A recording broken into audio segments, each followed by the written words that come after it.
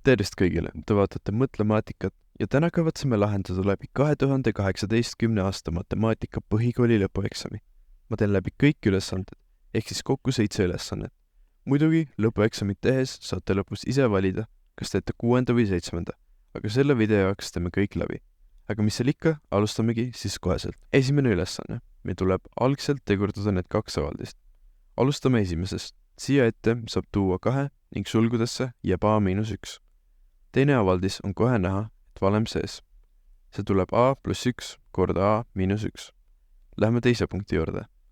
Nagu meile mainiti siin, saame kasutada eelnevalt saadud tulemusi, ehk siis nimetajas saab 2 ette tuua. Lihtsustame ka teist murdu, enne kui me need üksteisest lahutame. Siin saame lugeja x-id leida, kui paneme selle võrduma 0-ga ning kasutame lahendi valemit. Olles arvud sisestanud, saame ruuti juurest lahti ning korrutame muud asjad ka välja. x1 tuleb 3 ja teine x tuleb -1. Paneme lihtsustatud kujul x-id lugejasse tagasi ning kindlasti ka saame nimetaja lihtsustada. Paneme need murrud nüüd algsesse tehtesse. Me saame teiselt murrut maha tõmmata A + 1 sulud. Praeguseks oleme saanud samasugused nimetajad, ehk siis viime kõik ühele murrule. Teeme sulud lahti, tõmbame ühised liikmed maha ning lõppvastuseks tuleb 2 jagatud A-1. Sellega sai ka esimene ülesanne läbi. Ülesanne 2. Tuleb lahendada 2 võrrandit ja pärast kontrollida ruutvõrrandi lahendite õigsust. Alustame esimesest võrrandist.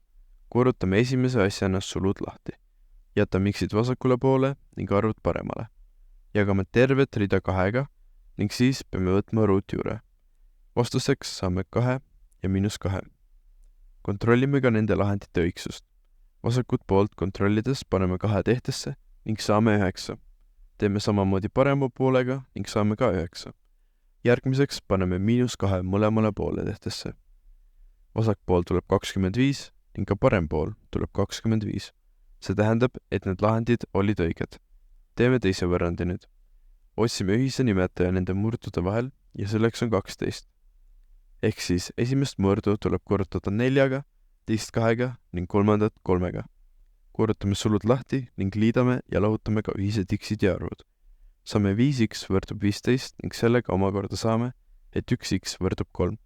Teeme samuti sellega kontrolli. Vasak pool tuleb 3/2 ja paremale poole vastuseks tuleb ka 3/2. Sellega lõppes teine ülesanne. Ülesanne 3. Küsitleti 9. klasside õpilasi. Igal õpilasel paluti valida antud sõnade hulgast 1, mis iseloomustab just teda. Enim hääli said sõnad õiglane, sõbralik, õnnelik, julge ja rõõmus. Mõne muu sõna valis 14 õpilast. Sektoridiagrammil on toodud küsitluste tulemused. Esimene küsimus, mitu õpilast küsitleti? Me teame, et mõne muu sõna valis 14 õpilast ja see moodustab 4% kogu diagrammist.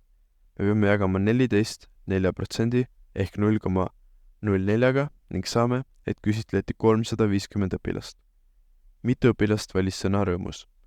Korrutame terve mahu ehk 350 16%-ga ehk 0,16 ning saame 56.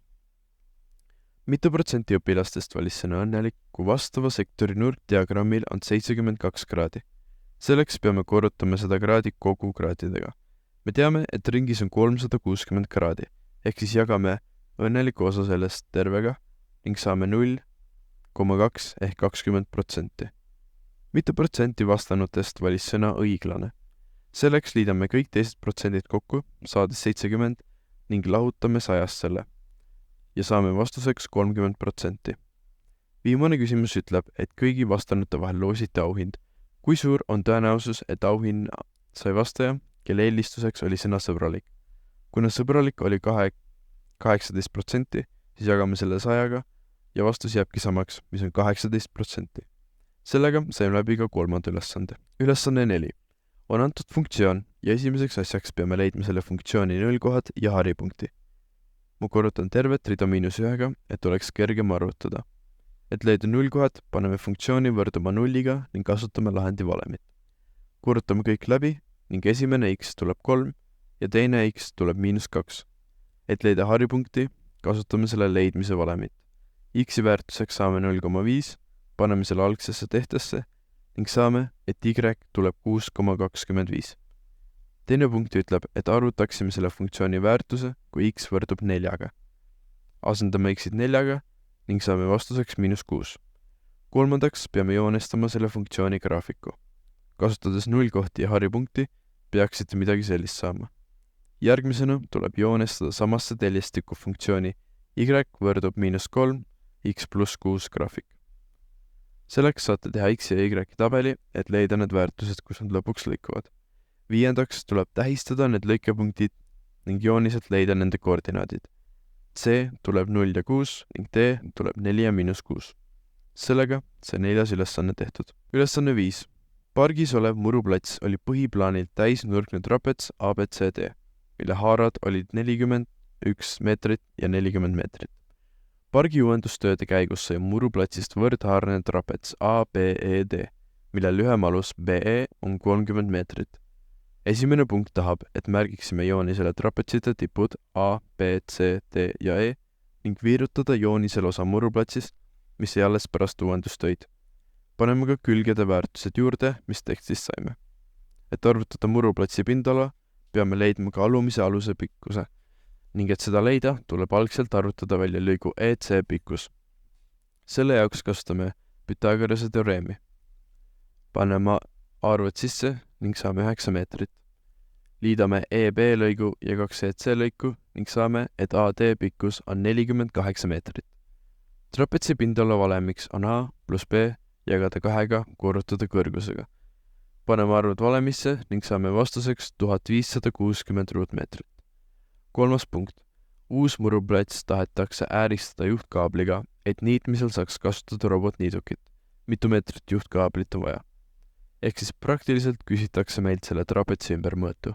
Selle valem on A pluss B pluss C pluss D.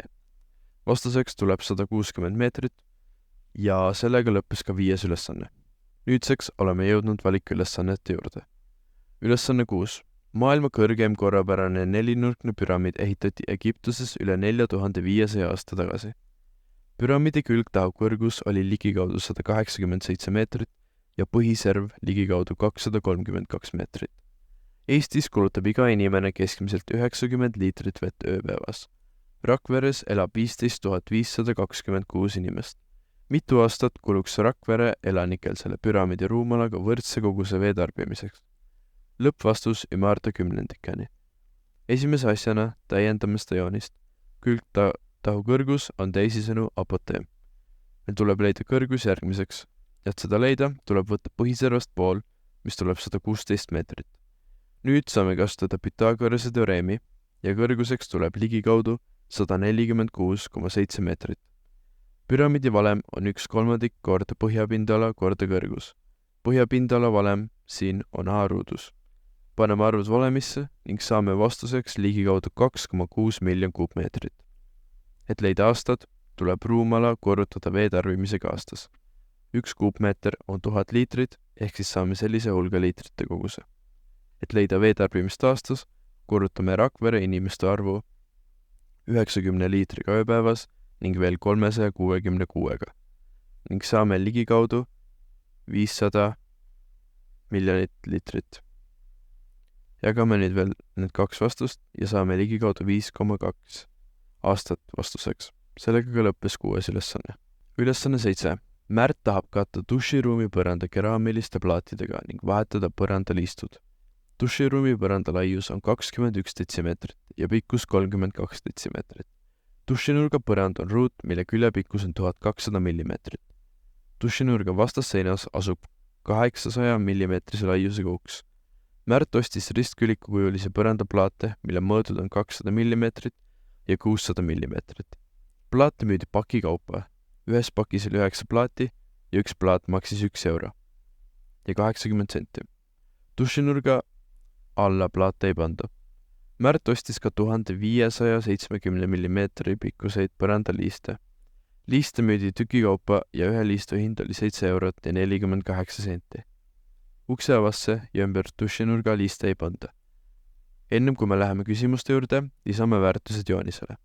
Nagu näha, on palju erinevaid mõõtühikuid siin ülesandes, nii et paneme kõik sentimeetritesse. Esimene küsimus küsib, et mitu pakki põrandaplaate ja mitu põrandaliistu pidi Märt ostma. Esimese asjana tuleks arvutada terve duširuumi pindala. Selleks korrutame A korda B ning saame vastuseks 67 200 ruutsentimeetrit. Järgmiseks leiame dušinurga pindala. Kuna see on ruut, teeme A ruudus ja vastuseks tuleb 14 400 ruutsentimeetrit. Lahutame ruudu ristkülikust ning saame, et see ala, mida põrandaplaatidega tuleb täita, on 52 800 ruutsentimeetrit. Leiame järgmiseks ühe ristküliku kujulise põrandaplaadi pindala, korrutades AB-ga ning saame 1200 ruutsentimeetrit. Korrutame selle 9-ga, et leida terve paki pindala ning selleks tuleb 10 800 ruutsentimeetrit. Et leida mitu pakki ta pidi ostma, jagame joonise pindala pakipindalaga ning ümardades ülesse tuleb vastus 5. Järgmiseks tuleb leida mitu põrandaliistu tuli osta. Selleks tuleb leida joonise ümbermõõdu nendest kohtadest, kuhu võis liiste panda. Liidame kõik need kokku ja saame vastuseks 740 centimeetrit. Jagame selle arvu 157-ga, mis on ühe põrandaliistu pikkus. Vastuse jälle ümardame ülesse, ehk siis saame 5 tükki samuti. Järgmiseks tuleb leida maksumus. Korrutame 5 pakki 9 plaadiga ning veel 1,8 euroga. Vastus tuleb 81 eurot. Siin veel mainiti, et põrandaplaatidel oli 25% allahindlus. Korrutame seda vastust 0,75-ga ning saame 60,75 eurot. Järgmiseks leiame liistude maksumuse ning see tuleb 37,4 eurot. Liidame mõlemad summad kokku ning saame lõppvastuseks 98,15 eurot.